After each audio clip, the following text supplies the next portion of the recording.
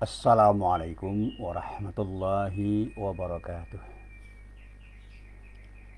Alhamdulillahilladzi hadana lihadza wa ma kunna linahtadiya laula an hadanallah. Asyhadu an la ilaha illallah wahdahu la syarikalah wa asyhadu anna Muhammadan abduhu wa rasuluh. Allahumma salli wa sallim ala nabiyyina Muhammad wa ala alihi wa sahbihi wa man wala. Amma ba'd. Para jamaah yang dirahmati Allah, alhamdulillah kali ini kita bisa bertemu lagi, dan kita selalu berharap mudah-mudahan pertemuan-pertemuan kita ini benar-benar menjadi pertemuan yang mendapatkan ridho dari Allah Subhanahu wa taala. Amin. Para jamaah yang dirahmati Allah, sekarang ini banyak orang yang dalam bahasa Jawa itu kesengsem, terpesona, tertarik dengan ketertarikan yang sangat tinggi terhadap apa? Terhadap harta. Sehingga orang mencari dengan cara apapun, dan kalau sudah menyimpan dengan cara apapun, dan kemudian menjadi orang yang eman-eman. Artinya menjadi orang yang dalam bahasa vulgarnya itu pelit untuk mengeluarkan harta, meskipun dia sadar bahwa harta itu dia dapatkan dari Allah dan harus dikembalikan kepada Allah dengan cara yang terbaik. Salah satunya adalah dengan cara bersedekah. Sedekah itu menjadi sesuatu yang sangat berat, padahal Allah menjanjikan siapapun yang berinfak karena Allah, mengeluarkan harta karena Allah, Allah menjanjikan akan mengembalikan apa yang diinfakkan itu dengan pengembalian yang jauh bernilai dibandingkan apa yang dia infakkan. Jadi kalau kita bersedekah karena Allah, ikhlas betul, dan hanya berharap pada ridha Allah, insya Allah kita akan mendapatkan limpahan kenikmatan yang jauh lebih bernilai daripada apa yang pernah kita infakkan itu, dalam bentuk apapun, termasuk dalam bentuk harta benda yang kita infakkan. Maka saya seringkali tertarik dengan para ulama yang menjelaskan jangan pernah pelit untuk berinfak. Infakkan semuanya karena Allah. Insya Allah harta kita tidak akan habis, karena dia akan mengikuti diri kita sampai kita mempertanggungjawabkan seluruh penggunaan harta kita itu di akhirat kelak. Jadi nilainya dunia ukhrawi, duniawi ukhrawi, dunia akhirat. Jadi kalau kita bersedekah karena Allah, di dunia kita mendapatkan nilai kemanfaatan dari sedekah kita itu, dan di akhirat pun akan mendapatkan nilai kemanfaatan. Tetapi yang kita cari cuma satu, ridho Allah. Jadi jangan mencari pujian dari orang, apalagi berharap pengembalian dari orang yang kita sedekahi, kita beri, karena itu sesuatu yang bisa merusak niat kita di dalam bersedekah. Karena keikhlasan itu jangan menyisakan harapan dari selain Allah. Jadi kita menyisakan harapan kepada orang ketika kita bersedekah, disitulah keikhlasan itu bisa terkurangi nilainya. Saya tidak mengatakan hilang, ya, bisa terkurangi nilainya. Padahal keikhlasan itu adalah sesuatu yang punya kekuatan yang luar biasa. Saya pernah membaca bagaimana energi yang luar biasa di keikhlasan itu yang disebut energi positif. Ikhlas itu berbuah sesuatu yang tidak terbatas. Dan pada saat orang ikhlas beramal, insya Allah Allah akan memberikan pahala yang nilainya jauh lebih bernilai, lebih besar nilainya daripada amal yang dia kerjakan. Termasuk ketika bersedekah dengan apapun, termasuk dengan harta kita. Ya, kita bisa bersedekah dengan apapun. Bersedekah dengan tenaga kita, dengan pikiran-pikiran kita, gagasan-gagasan kita, ide-ide kita, termasuk dengan ilmu yang kita miliki yang sebenarnya bukan milik kita, itu titipan dari Allah. Jadi orang pintar itu jangan sombong, karena dititipi kepintaran dari Allah. Orang kaya jangan sombong, karena itu titipan dari Allah untuk digunakan dalam rangka untuk beribadah kepada Allah. Ketika kita berpuasa, jangan sombong. Kekuasaan itu amanah yang harus dikembalikan kepada Allah dengan cara menggunakan kekuasaan itu dalam rangka untuk mencari ridha Allah. Cara berpikir kita harus begitu. Nah, para jamaah yang dirahmati Allah, hari ini saya akan bicara tentang bagaimana kita menghargai harta. Apa sih harta yang paling utama yang seharusnya kita miliki. Nah, sampai pada saatnya bagaimana sikap kita terhadap harta itu. Ada sebuah hadis yang menyatakan bahwa harta simpanan yang terbaik itu ada 3, dan ini dinyatakan oleh Rasulullah secara tegas. Yang pertama, lisan yang selalu berzikir.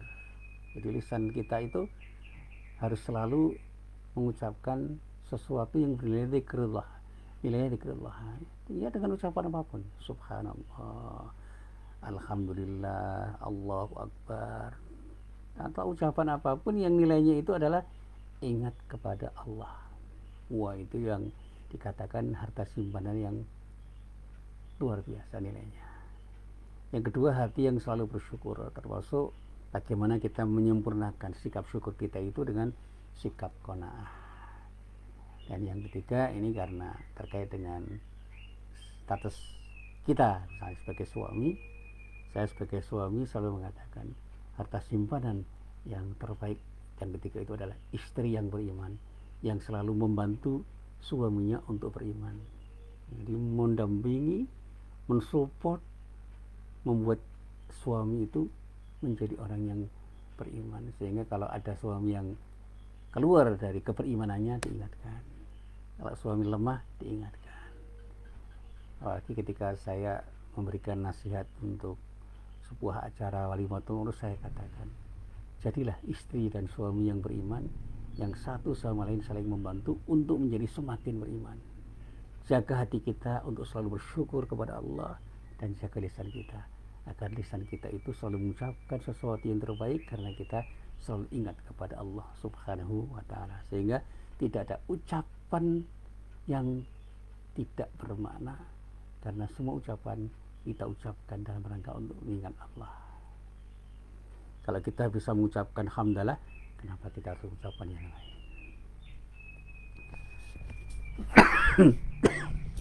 Nah, para jamaah yang dirahmati Allah, saya mencoba menelusuri apa yang dinyatakanlah Rasulullah itu di dalam sebuah kitab hadis yang dinukil, yang ditulis, yang disampaikan oleh Imam At-Tirmidzi, yaitu di dalam kitab Sunan At-Tirmidzi. Ternyata memang ada sebuah riwayat dari Thauban, orang sahabat Rasulullah. Di dalam riwayat itu dikatakan Thauban itu pernah mengatakan begini. Thauban itu sahabat Rasulullah. Lamma nazalat alladzina yankizuna adz-dzahaba wal fiddah. Thauban, sahabat Rasulullah itu menyatakan begini. Pada saat turun ayat yang artinya dan orang-orang yang menyimpan emas dan perak, sebagaimana yang ada di dalam surat At-Taubah ayat 34, dikatakan qala kunna ma'an nabi sallallahu alaihi wasallam fi ba'di asfari. Kami bersama Nabi Muhammad sallallahu alaihi wasallam dalam satu perjalanan beliau. Faqala ba'du ashabi, lalu para sahabat yang lain pun menyatakan, unzila fil dhahabi wal fiddah ma unzila. Jadi dikatakan oleh sahabat yang lain, unzila, artinya ayat ini turun, fil dhahabi wal fiddati ma unzila. Telah diturunkan ayat ini tentang emas dan perak seperti itu. Lau alimna ayil amali khairun fannatahilah. Dikatakan di dalam bahasa para sahabat itu,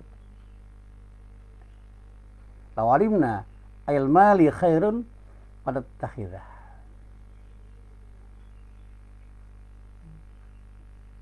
Jadi ini penggantian itu. Ada saja kita tahu harta terbaik, lalu kita mengambilnya. Andai kata itu harta terbaik, ya, apakah kemudian kita akan mengambilnya?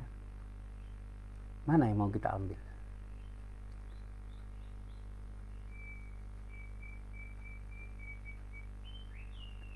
Jadi kalau kita tahu sudah jelas ada harta yang terbaik, maka pertanyaannya mana yang harus kita ambil? Apakah kita punya kehendak atau kita mengambilnya?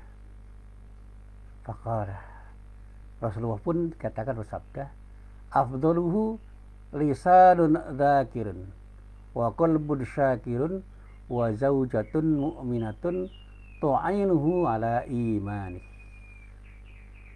Lalu beliau bersabda, harta terbaik itu adalah lisan yang selalu berzikir, hati yang selalu bersyukur, dan istri yang beriman yang membantu keimanan suaminya. Jadi sekali lagi, kalau kita terjemahkan dengan baik, lisan yang selalu berzikir itu harta simpanan yang terbaik.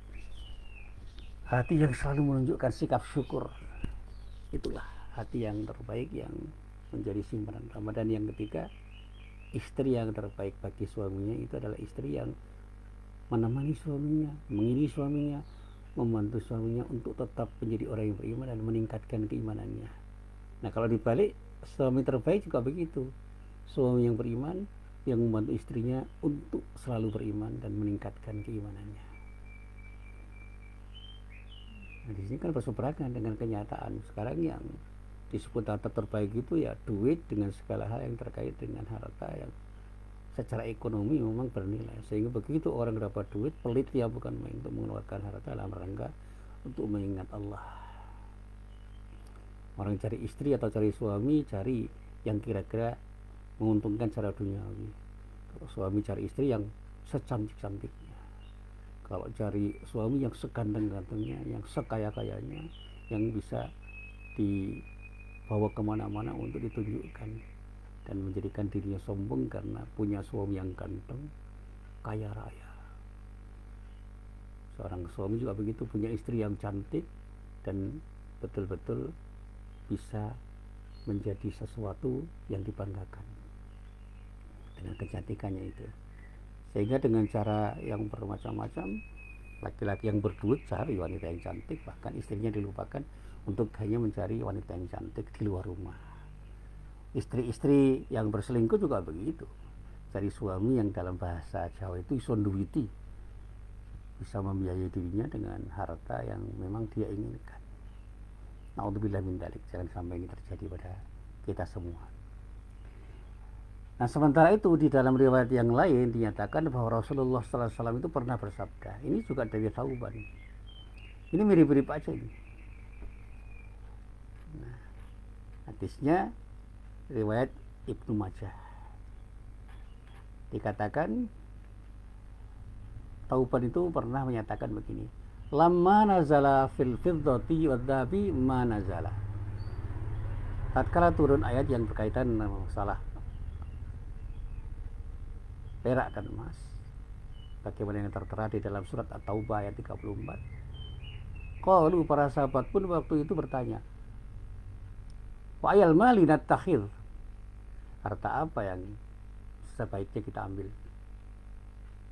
Qala Umar bin Khattab pada waktu itu mengatakan, fa ana a'lamu lakum dzalika fa awda'a ala ba'irihi, aku akan memberitahukan kepada kalian masalah itu. Umar pun lalu naik ke atas untanya dan dikatakan beliau menemui Nabi sallallahu alaihi wasallam. Fa'adrakan Nabiy sallallahu alaihi wasallam wa ana fi atharihi. Jadi Umar mengatakan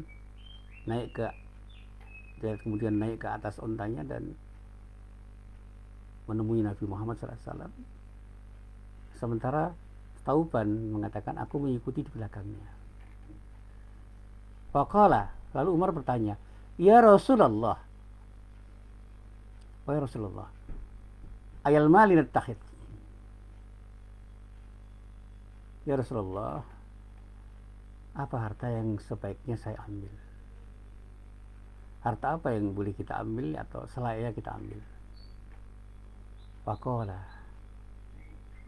yattakhidh ahadukum qalban syakiran wa lisanan dzakiran wa wajatan mu'minatan ta'ainu ahadakum ala amril akhirah.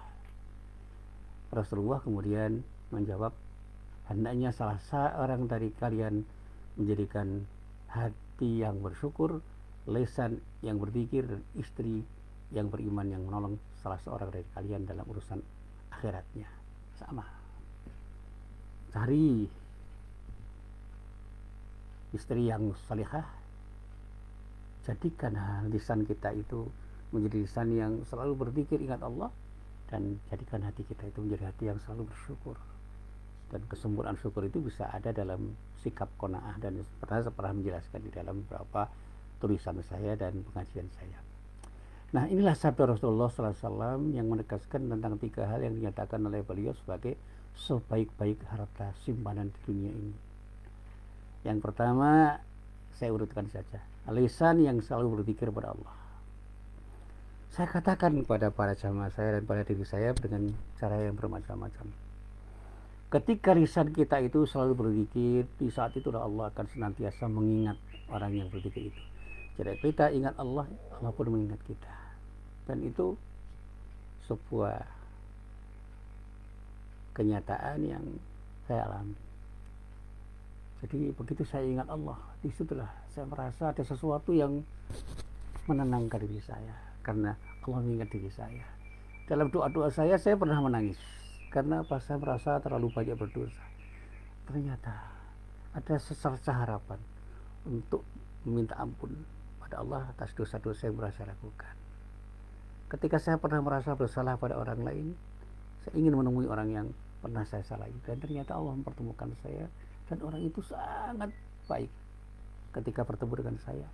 Dan saya tidak perlu secara verbal minta maaf, tetapi saya katakan, ya, di dalam pertemuan-pertemuan kita mungkin saya pernah bersalah, ya, saya mohon maaf kalau ada kesalahan saya. Dia itu malah mengatakan, saya yang banyak bersalah Mas Muhsin, saya yang harus minta maaf pada Anda. Saya katakan, ya, sama-sama lah, saya akan beri maaf sebelum Anda minta maaf. Dia mengatakan, saya juga begitu, saya akan beri maaf sebelum Anda minta maaf. Kita ini bersahabat, jangan pernah persahabatan kita itu rusak hanya karena kita pernah melakukan kesalahan satu sama lain. Ini yang selalu saya katakan, ini perolehan yang luar biasa dari Allah ketika kita berzikir. Jadi doa-doa saya ketika saya ucapkan untuk mengingat Allah itu ternyata mendapatkan jawaban dari Allah dengan ketenangan hati saya. Dan di dalam surat Al-Baqarah saya membaca dengan sangat cermat. Allah menyatakan, a'udzubillahi minasyaitonirrajim, fadhkuruni adzkurkum washkuruli wala takfurun. Karena itu ingatlah kamu kepadaku, niscaya aku ingat pula kepadamu, dan bersyukurlah kepadaku, dan jangan kamu pernah mengingkari nikmatku. Jadi perintah Allah itu bersyukurlah, jangan pernah bersikap kufur terhadap nikmat Allah, dan ingatlah Allah. Ketika kita ingat Allah, Allah berjanji akan mengingat diri kita. Dan keterangan yang ada di dalam kitab tafsir itu kemudian memuat sebuah hadis Nabi, yaitu hadis qudsi yang mengatakan, yaqulullah ta'ala, Allah ta'ala pernah berfirman, ini kata Rasulullah, ana 'inda adhanni 'abdi bi wa ana ma'ahu idza dzakarani fa in dzakarani fi nafsi dzakartuhu fi nafsi wa in dzakarani fi mana dzakartuhu fi mala'in khairin minhum. Kata Rasulullah, aku sesuai dengan persangkaan hambaku. Ini firman Allah yang disampaikan oleh Allah pada Rasulullah, yang diungkap kembali oleh Rasulullah. Aku sesuai persangkaan hambaku, aku bersamanya ketika ia mengingatku. Jika ia mengingatku saat bersendirian, aku akan mengingatnya dalam diriku. Jika ia mengingatku di satu kumpulan, aku akan mengingatnya di kumpulan yang lebih baik daripada itu, yaitu kumpulan para malaikat. Jadi jangan pernah untuk lupa, jangan pernah lupa kepada Allah. Ingatlah Allah dimanapun kita berada. Insya Allah itulah kita akan diingat oleh Allah. Berbuat baiklah karena Allah. Insya Allah Allah akan melakukan tindakan yang sama, bahkan lebih bernilai dari apa yang kita lakukan. Dan pada saat yang sama insya Allah kita akan selalu mendapatkan sesuatu yang terbaik dari Allah, karena kita berbuat baik hanya karena Allah. Lisan yang senantiasa berzikir kepada Allah itu akan menjadikan seorang hamba akan selalu ingat kepada Allah dan diingat oleh Allah, dan pada saatnya kita ini seolah-olah bersahabat dengan Allah, dan persahabatan kita dengan Allah itu akan menghadirkan kita di sisi Allah dan akan menghadirkan Allah di sisi kita. Apa yang kita rasakan? Ketenangan batin. Kalau Allah mengingat seorang hamba, tentu Allah akan berikan apapun kepada hambanya dengan berbagai macam karunia, berbagai macam rahmatnya. Diberikan Allah inayah dan taufiknya. Allah akan membantu, menolong, menunjuki jalan yang baik dan membimbing orang untuk berjalan di jalan yang terbaik. Lisan yang senantiasa berzikir kepada Allah akan mengakibatkan hati orang itu akan terjaga dari godaan setan. Kan disebutkan di dalam sebuah hadis riwayat Imam Ahmad bin Hanbal bahwa berzikir itu bagaikan benteng yang kokoh yang membentengi seorang dari musuhnya, sementara musuh kita yang sebenarnya itu adalah setan, aduwwun mubin. Lisan yang senantiasa berzikir pada Allah itu akan mengakibatkan hati orang itu tenang, bening, jernih, bersih, dan oleh Allah akan diberikan kekuatan untuk menjalankan aturan-aturan Allah di dalam syariat Allah. Sebagaimana yang disebutkan di dalam sebuah hadis, ada seorang laki-laki itu bertanya kepada Rasulullah, "Ya Rasulullah, inna syara'i al-islami qad kathurat alayya, anbi'ni minha bi syai'in atashabbathu bihi." Qala la yazalu lisanuka ratban min dzikrillah. Rasulullah, sesungguhnya syariat-syariat Islam itu sudah banyak kami pahami dan kami mengerti, dan terlalu banyak membebani kami. Beritahukan kepada kami sesuatu yang kami bisa berpegang teguh kepada sesuatu itu. Atas permintaan itu Rasulullah mengatakan, hendaklah lidahmu senantiasa mengingat Allah. Jadi kata Rasulullah itu tegas, la yazalu lisanuka aradban min dzikrillah. Jadikan lisanmu selalu basah untuk mengingat Allah. Jadi basahi lisan kita dengan mengingat Allah. Ini hadis yang diriwayatkan oleh Imam At-Tirmidzi, Imam Ibnu Majah, dan Imam Ahmad bin Hanbal dari Abdullah bin Busr radhiyallahu anhu. Jadi jangan pernah pelit untuk mengucapkan sesuatu untuk mengingat Allah. Jadikan lisan kita basah. Nah, dikatakan di dalam syarah hadis ini, ketika orang ini mengadu kepada Rasulullah SAW tentang syariat Islam yang banyak sekali, yang tentu saja kita pun sulit untuk memahami, menghafal, mengingat-ingat, apalagi melaksanakannya. Ia minta satu kunci dari Rasulullah, maka Rasulullah mengatakan dengan tegas, salah satu kuncinya yaitu lisan yang senantiasa basah dengan zikir kepada Allah. Jadi kalau kita itu ingin melaksanakan syariat Allah, jadikan diri kita menjadi orang yang selalu membasahi lisan kita dengan mengingat Allah. Saya seringkali mengucapkan hamdalah, alhamdulillah, mengucapkan takbir Allahu Akbar, mengucapkan tahlil la ilaha illallah, dan mengucapkan khauqalah la haula wala quwwata illa billah. Dan ini membuat saya tenang, dan ini pengalaman batin saya, pengalaman spiritual saya yang bisa saya ceritakan. Kenapa ketika saya ditanya, ya Pak Musin, saya mau tanya, Anda kok kelihatan tenang? Ya kelihatannya, tetapi banyak yang disembunyikan oleh Allah tentang diri saya, sehingga Anda tidak melihat kekurangan saya. Tetapi saya jujur, saya merasa tenang ketika mengingat Allah dengan lisan saya. Maka setiap saya punya masalah, langsung saya ingat Allah dengan doa-doa saya. Ketika saya sakit, segera saya ingat Allah dengan doa-doa saya. Ketika saya punya masalah apapun, sekecil apapun masalah yang saya hadapi, saya kembalikan semua kepada Allah. Termasuk kemarin saya ceritakan, ketika saya difitnah, saya segera ingat kepada Allah. Ya Allah, mungkin apa yang mereka katakan tentang diri saya itu betul. Tunjukkan, betulkah apa yang mereka katakan?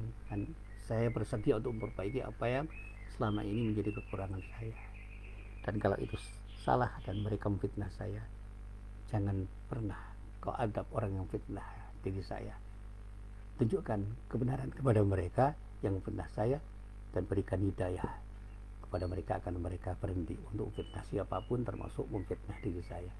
Ini yang selalu saya sampaikan, dan ini bukan hanya lip service, ini yang membuat saya tenang. saya digunjing, saya dicela, saya dihina, saya dilecehkan, saya difitnah, saya berusaha untuk kembalikan semua itu kepada Allah dengan sikap sabar saya, dan saya selalu ingat kepada Allah. Mungkin dengan cara ini Allah mengingatkan diri saya untuk berhati-hati. Yang saya tidak terima itu anak istri saya. Balas pak, balas pak. Saya katakan, ialah Allah yang membalas. Karena Allah Maha Adil, dan Allah akan memberikan balasan yang seadil-adilnya kepada siapapun. Ingat kepada Allah. Allah lah yang akan memberikan yang terbaik pada diri kita. Nah, hadis-hadis yang saya baca dan ayat Al-Quran yang saya baca tentang zikrullah dengan lisan itu menunjukkan bahwa orang yang senantiasa lisannya basah dengan zikrullah, dengan mengingat Allah, Allah akan berikan kekuatan padanya untuk menjalankan perintah-perintahnya dan menjauhi larangannya, dan bahkan memberi kesempatan untuk mencintai Allah dan mendapatkan cinta Allah. Lisan yang senantiasa berzikir kepada Allah akan diangkat derajatnya dan akan digugurkan dosa-dosanya, kesalahan-kesalahannya oleh Allah, sehingga mendapatkan maghfirah dari Allah. Karena ketika seseorang berzikir dengan mengucapkan misalnya subhanallah saja, di dalam hadis dikatakan akan dituliskan untuknya 20 derajat dan akan digugurkan darinya 20 dosa, dan akan dituliskan untuknya 20 kebaikan oleh Allah. Ini janji Allah, dan dinyatakan oleh Rasulullah. Lisan yang senantiasa berzikir kepada Allah akan ditanamkan untuknya pohon-pohon di surga Allah, sebagaimana yang disebutkan dalam sebuah hadis bahwa ketika Rasulullah SAW melakukan Isra Mi'raj, Rasulullah dikatakan bertemu dengan Nabi Ibrahim alaihissalam di langit yang ketujuh. Lalu dikatakan Nabi Ibrahim alaihissalam menyampaikan pesan kepada Rasulullah SAW, sebagaimana yang diceritakan oleh Rasulullah sendiri. Laki itu Ibrahim layata usriyabi faqala ya Muhammad akri ummataka minni assalam wa akhbirhum annal jannata tayyibat turbah adbatul ma' wa annaha qi'an wa anna ghirasaha subhanallah walhamdulillah wa la ilaha illallah wallahu akbar.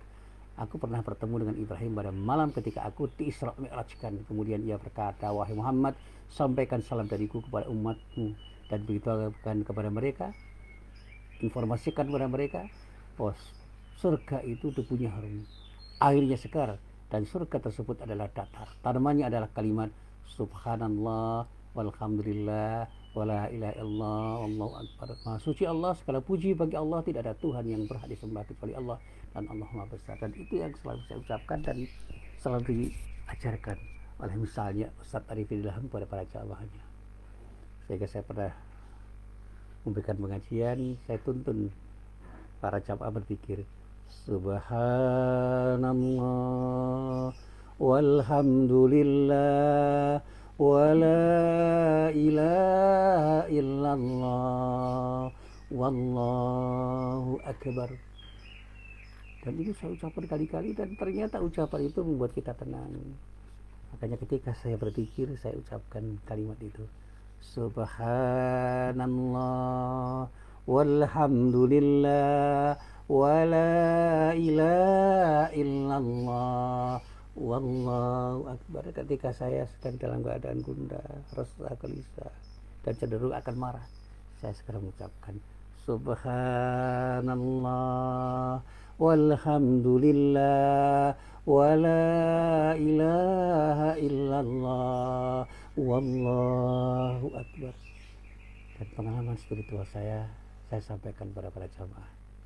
Hati saya menjadi tenang, tidak resah, tidak gelisah, dan tidak panik. Dan ini yang saya hadapi sekarang ini juga begitu. Orang banyak resah, gelisah, cemas, panik dengan pandemi COVID-19. Saya tenang. Makanya ketika saya tanya, Pak Musil kok tenang-tenang saja? Ya, ketenangan itu yang membuat saya nyaman. Saya hadapi semua. Dan andai kata Allah memberikan ujian dengan cara yang bermacam-macam, saya selalu kembalikan semuanya itu kepada Allah dengan sikap tawakal saya. Yang penting saya akan selalu berikhtiar seoptimal mungkin dan selalu berdoa kepada Allah, dan lisan saya selalu basahi dengan doa-doa saya kepada Allah. Dan saya hanya berharap dengan sikap tawakal saya kepada Allah, Allah akan memberikan yang terbaik pada diri saya. Maka lisan yang senantiasa berzikir kepada Allah, pada hakikatnya ia akan selalu menanam pohon-pohon, dan sedang menanam pohon-pohon, dan dikatakan telah menanam pohon-pohon dan tanaman di surga untuk dirinya sendiri. Lisan yang senantiasa berzikir kepada Allah akan dijaga Allah lisannya untuk mengucapkan kata-kata yang pada saatnya akan dimurkai Allah dengan ucapan itu, sehingga ia jauh dari ghibah, dari memuji, apalagi fitnah.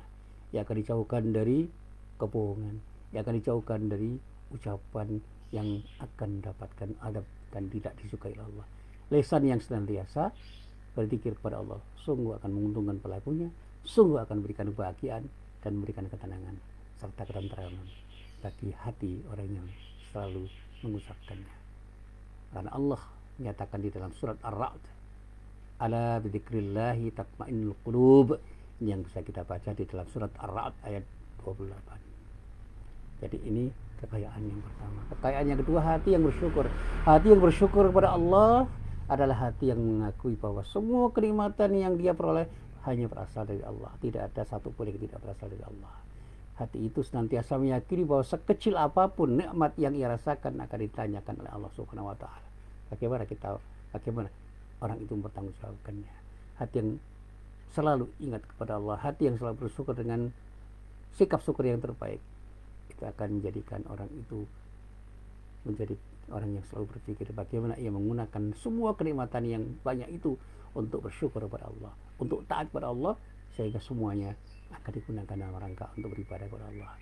Ketika ia diberi oleh Allah kenikmatan, ia senantiasa berpikir apa jawaban saya di hadapan Allah dengan nikmat yang saya peroleh dari Allah. Sehingga sebelum ia gunakan kenikmatan itu, hati tersebut berpikir, merenung, bertanya-tanya apakah yang saya gunakan ini dalam kerinduan Allah atau tidak, dan dalam hal yang terkait dengan apa yang diberi Allah atau tidak. Hati yang bersyukur pada Allah adalah hati yang senantiasa bersifat merasa cukup dengan apa yang diberikan Allah padanya. Sekecil apapun, sesedikit apapun, seperti apapun pemberian Allah, selalu ia syukuri. Ia tidak pernah bersikap serakah dan apalagi rakus dengan kerakusan yang sebegitu rupa. Ia tahu dan sangat yakin bahwa sesuatu yang diberikan Allah kepadanya itu merupakan pemberian yang terbaik untuknya, karena Allah yang paling tahu apa yang terbaik untuk dirinya. Sehingga akhirnya hatinya tidak pernah berangan-angan dan berkhayal untuk mendapatkan kehidupan yang lebih dari apa yang diberikan oleh Allah. Semua disyukuri, dan ketika dia berupaya untuk mendapatkan yang terbaik, dia selalu berpikir apa yang terbaik menurut Allah untuk saya dapatkan dengan cara yang terbaik. Hati yang bersyukur pada Allah adalah hati yang selalu berterima kasih kepada Allah. Di saat ia makan, hati tersebut yakin bahwa inilah makanan yang datang dari Allah. Maka lisannya pun berucap dengan ucapan bismillah ketika mau makan, dan mengucapkan hamdalah ketika selesai. Rasulullah pernah bersabda, innallaha la yarda 'anil abdi ayyakula akalata, dibaca al-aklah fayahmadahu 'alaiha au yashraba syarbah fayahmadahu 'alaiha. Sesungguhnya Allah sangat ridho kepada hambanya yang mengucapkan tahmid sudah makan dan minum. Tahmid saja alhamdulillah. Hati tersebut penuh rasa syukur kepada Allah. Hati tersebut senantiasa berharap agar semua nikmat yang diberikan Allah menjadi pahala untuk dirinya. Hati yang senantiasa takut kepada Allah, berharap akan karunia Allah dari nikmat itu, dan berharap surga Allah, berharap akan ridha Allah dimanapun dan kapanpun ia berada. Hati orang itu akan senantiasa menimbulkan khasyah. Takut kepada Allah bukan menjauh, tapi mendekat, karena dia yakin dengan dekat kepada Allah dia akan selalu diberikan yang terbaik oleh Allah. Dia punya khauf, takut akan adab Allah, sehingga karena takutnya kepada Allah dia akan berhati-hati untuk melangkah. Takut Allah tidak ridho, sehingga hati orang itu akan dia gantungkan harapannya kepada Allah. Hati yang penuh dengan sikap tawakal, hati yang dipenuhi dengan cinta kepada Allah, hati yang senantiasa berharap hanya kepada Allah, sehingga akhirnya ia pun selalu bisa mencintai sesuatu karena Allah, membenci sesuatu karena Allah. Keinginannya hanya satu, mengharap ridha Allah. Dia sama sekali tidak pernah mengharap pujian dari siapapun. Dia sama sekali tidak pernah mengharap kehidupan dunia dari amal solehnya, karena dia harapkan cuma satu, ridha Allah. Dan yang terakhir, istri salihah. Kalau istri ya salihah, kalau suami salih. Istri yang oleh suami diharapkan bisa menjadikan dirinya selalu taat pada Allah. Seindah-indah perhiasan di dunia ini, kata Rasulullah dalam sabda beliau, ad-dunya mata wa khairu mata'id dunya al-mar'atus salihah. Dunia itu adalah perhiasan, dan sebaik-baik perhiasan di dunia adalah wanita salihah.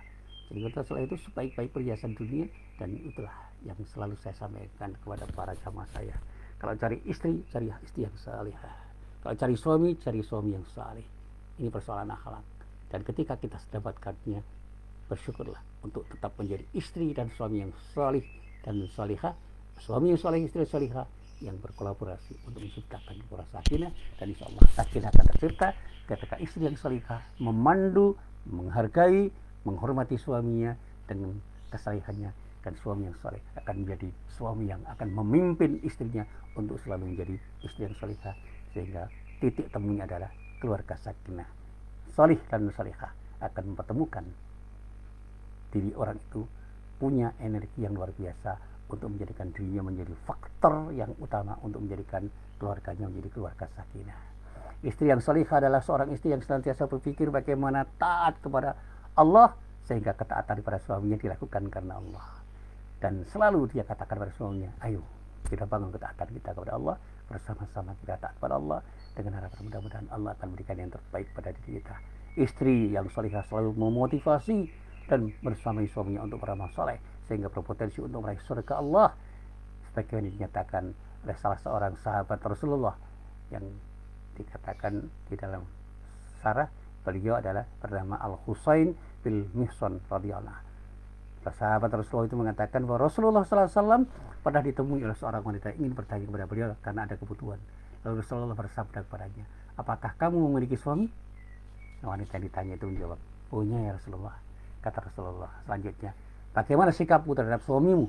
Wanita itu berkata, aku senantiasa bersungguh-sungguh untuk menaati suamiku, kecuali ketika aku tidak mampu lagi untuk melakukannya ya Rasulullah. Maka Rasulullah pun bersabda dengan sabdanya, wanduri aina anti minhu fa innama huwa jannatuki wa naruk. Lihatlah olehmu bagaimana kamu di mata suamimu, karena suamimu adalah surga dan nerakamu. Artinya apa?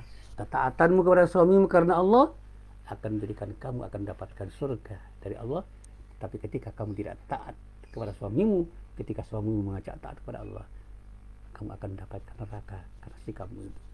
Maka jadilah wanita yang ketika menjadi istri yang taat pada suami karena Allah. Ketika menjadi suami, jadikan diri Anda menjadi orang yang mengajak istri Anda untuk taat pada Allah, sehingga kekuatan yang Anda bangun akan menjadi sebuah sinergi yang luar biasa. Istri yang senantiasa berpikir bagaimana ia berusaha menaati suaminya karena Allah dalam kebaikan dan membantu suaminya dalam ketaatan kepada Allah. Disebutkan di dalam sebuah hadis, Rasulullah menyebut tentang suami istri yang apabila suaminya bangun di waktu malam, ia pun melaksanakan salat malam. Lalu ia bangunkan istrinya juga melakukan salat malam. Lalu keduanya melakukan salat malam, dan salat malam itu kemudian menjadi kebiasaan yang luar biasa. Saya mengagumi istri saya karena istri saya jauh lebih peka dan lebih rajin salat malam daripada saya. Tapi ketika saya melaksanakannya, saya ingin tidak menampakkan pada siapapun karena saya khawatir ini akan menjadi sikap riak saya. Istri saya sering mengingatkan, ayo rajinlah salat malam. Saya katakan insya Allah.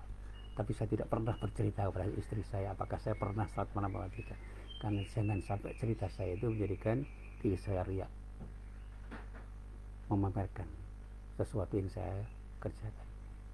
Saya kerjakan apa tidak saran istri saya selalu diam. Dan itulah yang selalu menjadi komitmen saya. Saya hargai ajakan istri saya untuk salat malam, dan ketika saya melakukannya, saya tidak pernah menceritakan sekecil apapun kepada istri saya tentang apa yang saya lakukan. Dan ketika saya itu sembunyikan semuanya itu, semuanya hanya satu motivasi saya menjaga keikhlasan saya untuk selalu beribadah karena Allah, sehingga tidak perlu orang tahu apa yang saya lakukan untuk taat kepada Allah. Kalaupun saya ingin menunjukkan, itu hanya untuk mendidik siapapun dalam rangka tahadduts bin ni'mah. Saya ingin menunjukkan kepada orang bahwa kita bisa menjadi orang yang bisa memberikan contoh pada siapapun. Tetapi saya masih khawatir, jangan-jangan apa yang saya tunjukkan kepada orang itu adalah sikap riak saya untuk dipuji oleh orang. Allah itu akan memberikan yang terbaik kepada siapapun dan merahmati siapapun, termasuk merahmati istri yang selalu membantu suaminya untuk taat kepada Allah. Dan Allah pun juga merahmati suami yang membantu istrinya untuk taat kepada Allah. Karena itu, mari kita jadikan diri kita menjadi suami-suami yang mengajak istri untuk taat kepada Allah. Dan ketika kita jadi istri, bantu suami kita untuk taat kepada Allah. Jaga lisan kita untuk selalu basah dengan berzikir, dan jaga hati kita untuk selalu kita penuhi dengan sikap syukur kepada Allah. Inilah kajian saya tentang harta simpanan yang paling utama, dan ternyata hanya 3 kata Rasulullah. Lisan yang selalu basah dengan zikir kepada Allah. Suami atau istri yang sama-sama menjadi orang-orang soleh dan solehah. Nah, ketika suami punya istri yang solehah, itu harta simpanan yang luar biasa. Dan yang terakhir, hati yang selalu bersikap syukur kepada Allah. Dan semoga kita miliki semuanya itu. Sebagai suami kita punya istri yang solehah, sebagai istri kita punya suami yang soleh, dan sebagai manusia kita selalu bisa membasahi lisan kita dengan ingat kepada Allah, dan hati kita selalu penuh dengan sikap syukur kepada Allah. Inilah sekali lagi apa yang bisa saya sampaikan, semoga bermanfaat. Billahi taufik wal hidayah. Assalamualaikum warahmatullahi wabarakatuh.